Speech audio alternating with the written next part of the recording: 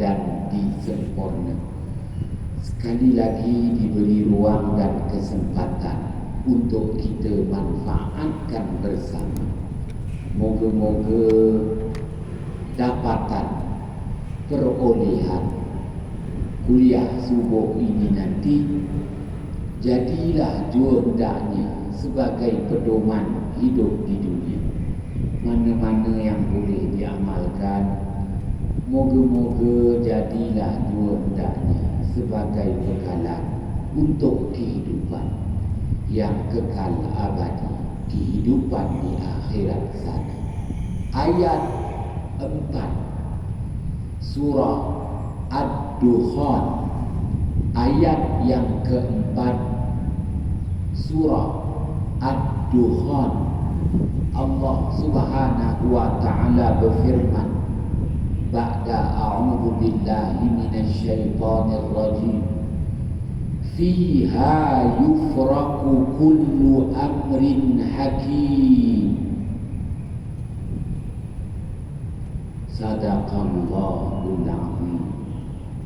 Artinya, pada malam gilang gemilang Lailatul Qadar diagih-agihkan, peruntukan habuan setiap umat manusia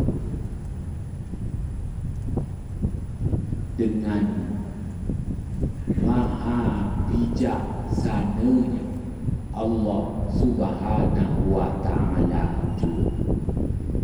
Sidang ahli jamaah yang dirahmati Allah, ayat 4 surah Ad-Dukhan, Allah Subhanahu wa ta'ala ijtihadkan bahawa pada malam gilang gemilang Lailatul Qadar, malam itulah Allah Subhanahu wa ta'ala agih-agihkan, peruntukan habuan umat manusia untuk tempoh setahun akan datang, untuk tempoh setahun akan datang.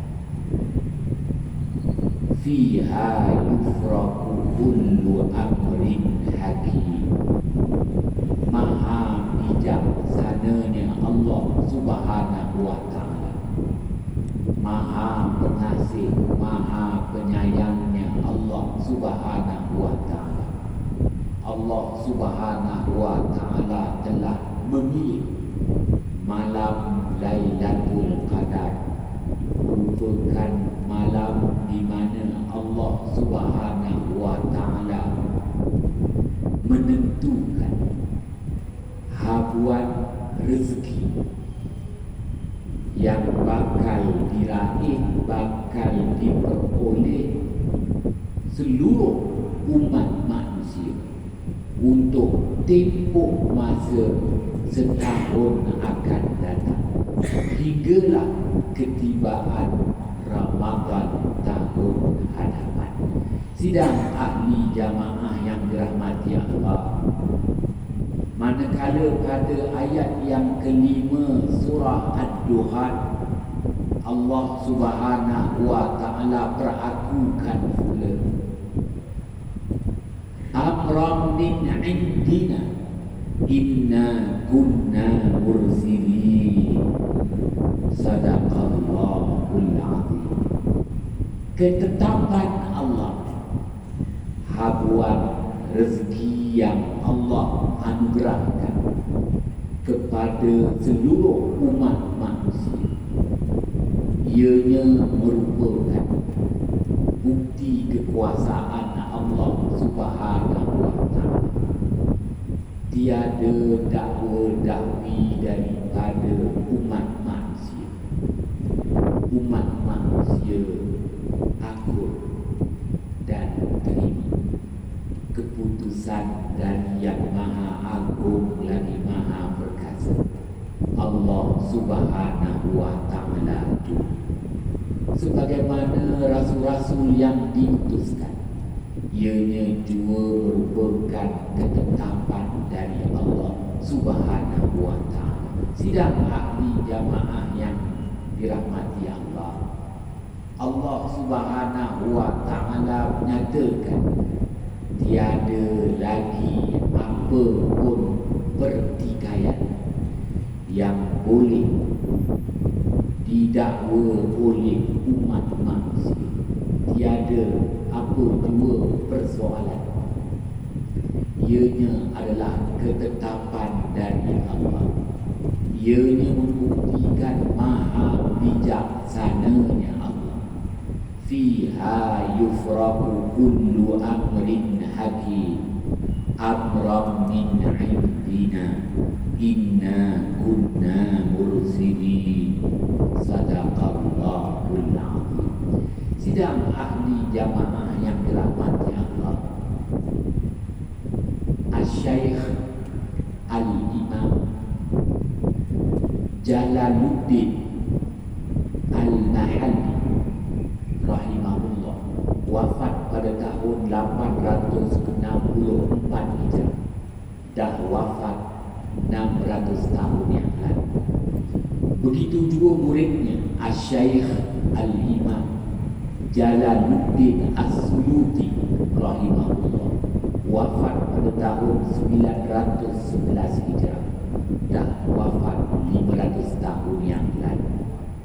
Menulis dalam kitab tafsir Al-Quran yang masyhur Al-Jalalain, menyatakan ayat yang keempat dan ayat yang kelima surah Ad-Dukhan, Allah Subhanahu wa ta'ala ijtihadkan dan Allah Subhanahu wa ta'ala merasmikan ketetapan Allah berhubung tentang 3 perkara, yang mana 3 perkara itulah haluan yang bakal diterima oleh umat manusia.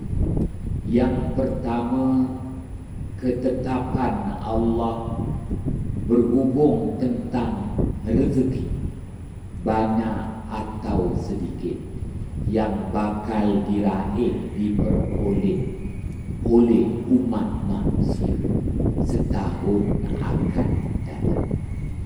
Perkara kedua, Allah Subhanahu wa ta'ala tetapkan berhubung tentang usia umur, sama ada usia umur akan dilanjutkan ataupun cukuplah sekadar untuk tahun ini. Mungkin tak bertemu Ramadan tahun hadapan. Ianya ketetapan dari Allah Subhanahu wa ta'ala juga.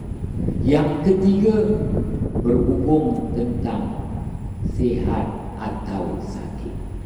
Untuk setahun akan datang, lebih banyak sihat ataupun setiap minggu sakit aja. Ketetapan dari Allah Subhanahu wa ta'ala juga. Maka apabila Allah Subhanahu wa ta'ala ijtihadkan pada ayat 4 dan ayat 5 surah Ad-Dukhan, ianya menunjukkan betapa Allah Subhanahu wa ta'ala memberi peluang kepada hamba-hambanya umat akhir zaman, umat Muhammad sallallahu alaihi wasallam, di sepanjang bulan Ramadan untuk membuat permohonan kepada Allah. Mintalah kepada Allah dan rayulah kepada Allah. Apa perlu Allah Subhanahu wa ta'ala nyatakan pada ayat 4 dan ayat 5? Walhal Allah Subhanahu wa ta'ala nyatakan kepada kita segalanya adalah ketetapan dari Allah Subhanahu wa ta'ala juga, maka dijelaskan oleh Asy-Syaikh Al-Imam Jalaluddin As-Suyuti rahimahullah. Allah isytiharkan perkara ini pada ayat 4 dan ayat 5 dalam surah Ad-Duhan, supaya umat akhir zaman, umat Muhammad sallallahu alaihi wasallam ambil peluang, gunakan peluang, manfaatkan peluang di sepanjang bulan Ramadan untuk membuat permohonan kepada Allah, membuat permintaan kepada Allah, membuat rayuan kepada Allah, permohonan, permintaan, rayuan. Lebih-lebih lagi permintaan, permohonan, rayuan seseorang hamba itu bertepatan pada malam yang dimaksudkan, malam gilang gemilang, Lailatul Qadar. Sebab itu baginda Muhammad sallallahu alaihi wasallam menganjurkan agar kita usahakan jangan sampai kita tercicir daripada meraih, memperoleh malam gilang gemilang Lailatul Qadar.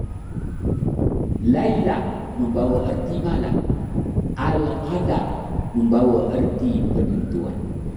Lailatul Qadar, malam penentuan.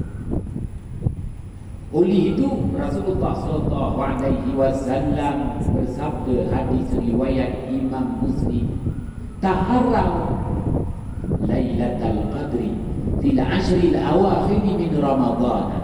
Carilah, usahakanlah, dapatkanlah Lailatul Qadar, terutamanya 10 malam yang terakhir di bulan Ramadan.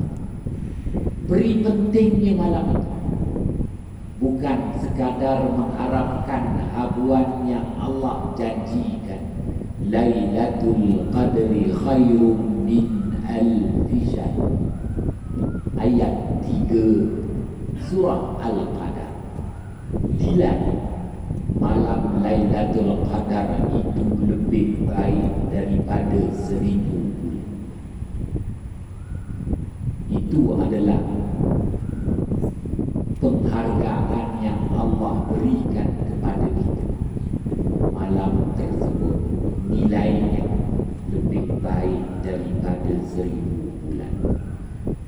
Pun begitu, ada penghormatan istimewa yang Allah Subhanahu wa ta'ala berikan kepada kita, kerana malam itulah malam menjadi penentu, berhubung tentang 3 perkara: rezeki, yang kedua usia umur, yang ketiga habuan sihat atau sakit.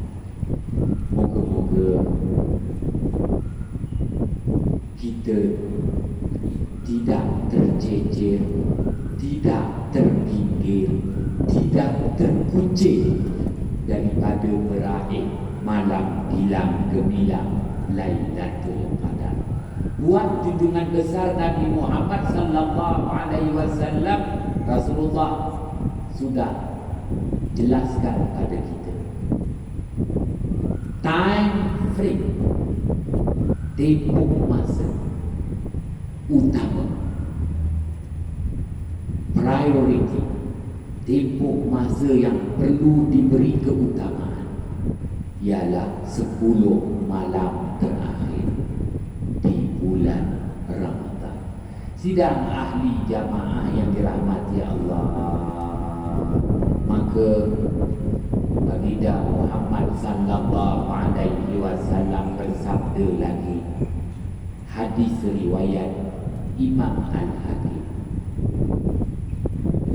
la ta'jizu fi du'a fa innaha la yuhlaka ma'ad du'a'i ahad. Jangan lemah dalam berdoa. Doa dan terus berdoa. Jangan lemah dalam berdoa, kerana seseorang itu takkan binasa bersama-sama dengan doa. Kerana bahawa seseorang itu takkan binasa bersama dengan doa-doa. Mungkin kita kecil, saban tahun kita berdoa, terlepas juga hajat dan cita-cita, kita tidak ditabalkan mendapat jawatan Menteri Besar Johor kecil. Ia sanggup menunggu satu penggan 5 tahun. Habis dah segalanya. Menang dah pilihan raya. Rupa-rupanya terkucil jua, tidak dapat turut sama dalam Exco negeri Johor. Ia amat mengecewakan. Bukan begitu. Baginda Muhammad sallallahu alaihi wasallam ajarkan kita jangan lemah dalam berdoa. Usaha, ya, saya yakin tuan-tuan kuat berusaha. Tuan-tuan pelbagai bentuk usaha dah dilakukan. Doa, persoalannya doa. Teruskan berdoa, teruskan berdoa. Ya, sebagaimana doa para nabi, para rasul yang Allah puji. Allah puji nabi-nabi, rasul-rasulnya berdoa pada ayat 90 surah Al-Anbiya. Wa yad'unana raghaban wa rahaban. Sadaqallahul azim. Mereka itu nabi-nabi, rasul-rasul minta, mohon, rayu kepada kami dengan penuh harapan dan dengan penuh ketakutan. Harap dan takut. Maka apabila kita berdoa dengan sepenuh harapan, bukan pakaian harapan, doa dengan sepenuh harapan kepada Allah dan takut kepada Allah, pasti tak mengecewakan. Kalaupun apa yang kita hajati tak kesampaian, ada gantian yang lebih baik Allah Subhanahu wa taala berikan. Sidang ahli jamaah yang dirahmati Allah, 3 perkara, iaitu nilai doa. Apabila kita berdoa, isi kandung doa kita itu merupakan permohonan, 1, ataupun permintaan, 2, ataupun rayuan, 3, ataupun 3 dalam 1, ketiga-tiganya sekali. Ya, permohonan. Apa makna permohonan? Permohonan membawa erti apa jua yang kita hajati, dan yang kita hajati itu perkara yang baru. Apa yang tuan-tuan hajati? Perkara yang baru.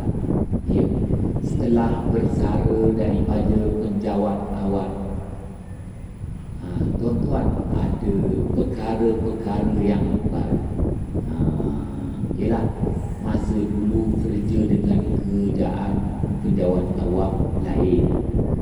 Apabila dah bersara ni, sara hidup makin tinggi, harga barang melambung tinggi, ada hajat yang baru, kenaikan pencen. Itulah tuan-tuan rahmati Allah, naikkanlah pencen 10%, 20%, 30%. Tak begitu cikgu bakar. Dan cikgu bakar dah lama bersara, tak meninggal dunia lagi. Itu antara permohonan yang baru cikgu bakar ialah moga-moga ada kenaikan pencen. Tuan-tuan yang dirahmati Allah, itu permohonan. Permintaan adalah keutamaan. Apa yang utama?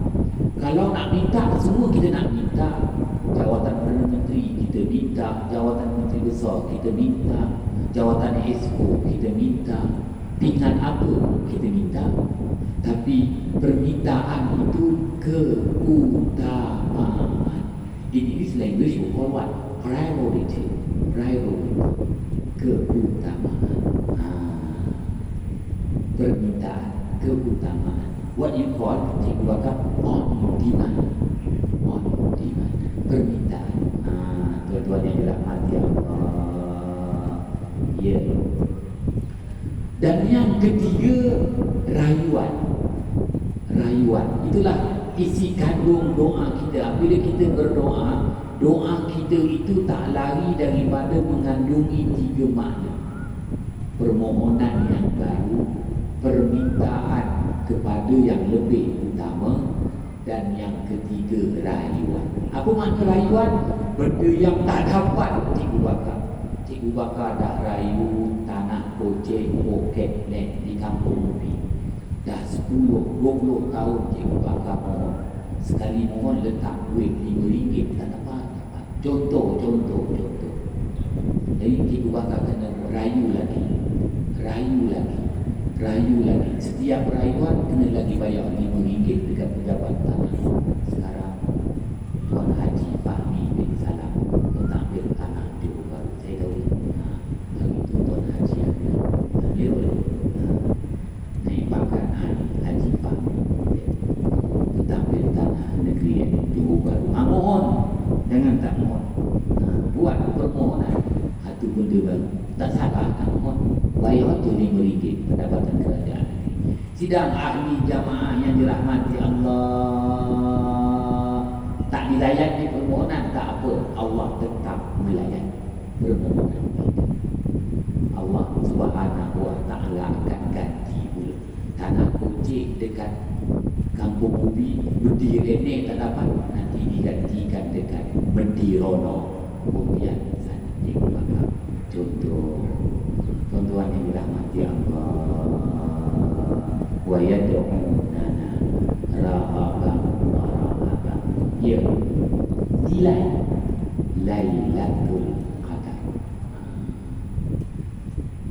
Sidang ahli jamaah yang dirahmati Allah, Maha Pengasih, Maha Penyayangnya Allah Subhanahu wa ta'ala nak beri betul kepada setiap hamba-hambanya dari kalangan orang-orang yang beriman yang menjalani ibadah puasa Ramadan.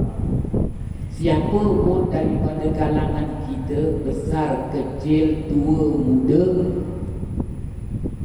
masih bekerja dan bersara, yang menjalani ibadah puasa Ramadan pasti akan mendapat hadiah Lailatul Qadar. Hadiah Lailatul Qadar Allah Subhanahu wa ta'ala nak beri semua. Ini bukan soal cabutan nombor berdua, tidak. Ini siapa pun yang menjalani ibadah puasa Ramadan akan meraih hadiah Lailatul Qadar. Sama ada hadiah yang diraih, diperoleh itu benar-benar yang diidam-idamkan, ataupun yang diraih, yang diperoleh itu hanyalah hadiah penghormatan, penghargaan dari Allah Subhanahu wa ta'ala kepada Allah Subhanahu wa ta'ala nak beri. Pastikan semua hamba-hambanya meraih dan memperoleh. Maka dengan sebab itu Allah Subhanahu wa ta'ala sebut pada ayat 4 surah Al-Qadar, tentative program, atur cara majlis Lailatul Qadar. Apakah atur cara majlis Lailatul Qadar? Potong rebing? Tidak. Kata-kata aduan? Tidak. Sebaik sahaja terbenam matahari, tuan-tuan, puan-puan, saya berbuka puasa, bermulalah atur cara Lailatul Qadar. Allah berakukan, Allah menitkan pada ayat 4 surah Al-Qadar. Lain tanazzalul malaikatu warruhu fiha bi'izni rabbihim min kulli amr. Sebaik sahaja terbenam matahari berbuka puasa, Jibril alaihi salam mengetuai rombongan para malaikat dari langit turun ke muka bumi membawa rahmat Allah untuk diagih-agihkan kepada seluruh orang-orang yang beriman yang menjalani ibadah puasa. Siapa pun dapat yang menjalani ibadah puasa. Baik. Anugerah berterusan hinggalah terbit fajar. Ayat 5 surah Al-Qadar. Salam hiya hatta matla'il fajr. Sidang ahli jamaah yang dirahmati Allah, berdasarkan satu riwayat, sebaik sahaja terbit fajar, Jibril alaihi salam dan para malaikat naik ke langit. Sampai di Sidratul Muntaha, Jibril alaihi salam pun mengemukakan, Ya Rabb, balaghtu rahmataka fi hadhihi al-lailah, walakin baqiyat fadla. Wahai Tuhanku, malam ini aku telah agihkan rahmat-rahmat-Mu kepada hamba-hamba di muka bumi. Akan tetapi wahai Tuhan, masih ada lagi saki bagi rahmat-Mu yang tak dapat diberi dan diagihkan.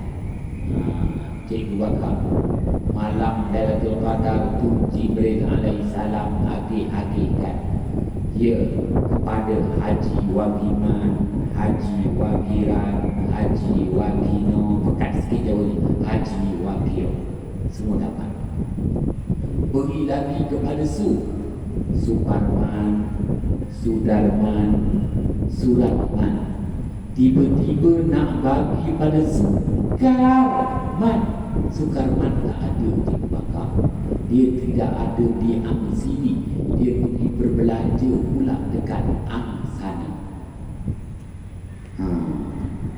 Dah Sukarman dengan Sukarno tak dapat diberikan.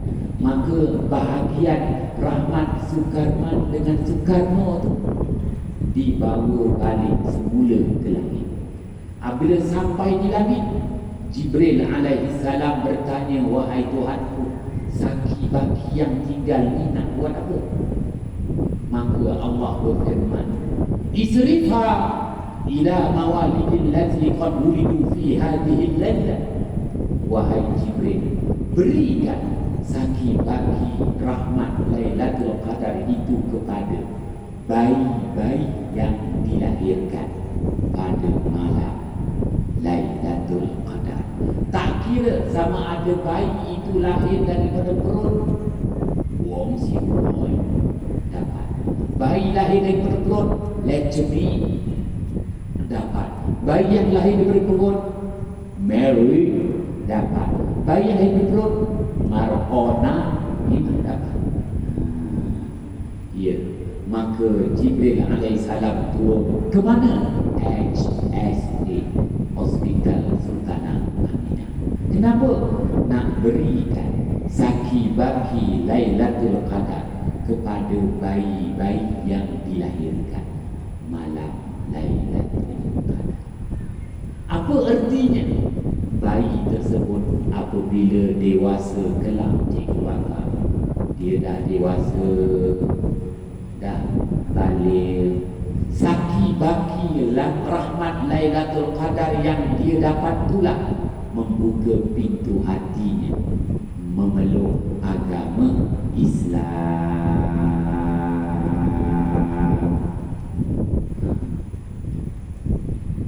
Cerita Sekarang saya jadi imam Masjid Kota Iskandar. Hari ini saya tak bertugas, boleh buat kuliah. Kalau kadang-kadang hari ini saya tak kuliah, maknanya saya bertugas jadi imam dekat Masjid Kota Iskandar. Tuan-tuan tanya, kenapa jadi imam? Dah nak pencen, nak dibaikkan saya supaya saya selalu baca doa kuno. Jadilah baik. Kalau tak nakal sikit aku ni, asyik kata orang yang biarkan. Tuan-tuan yang dirahmati Allah, baik ceritanya. Cerita ini waktu saya bahagian dakwah unit ukhuwah di pejabat daerah Kota Tinggi. Bahagian dakwah unit ukhuwah saudara baru mu'alaf. Jadi mu'alaf ni saudara baru ni dia untung, dia dapat banyak peruntukan asma. Dia datang dengan kuliah pun boleh claim mileage. Jadi saudara baru ni asyik minta aja allowance, minta aja allowance. Saya kata inilah, sebelum korang minta allowance, aku nak minta tarikh lahir kau orang bagi pada aku.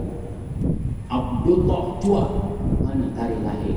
Dia pun bagi 22 hari bulan 6 1970. Farhan Chua, mana kau punya tarikh lahir? Cepat. 2 April 1973.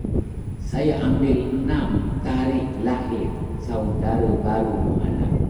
Saya kan belajar falak, saya cuba tukar daripada tarikh Masihi kepada Hijri.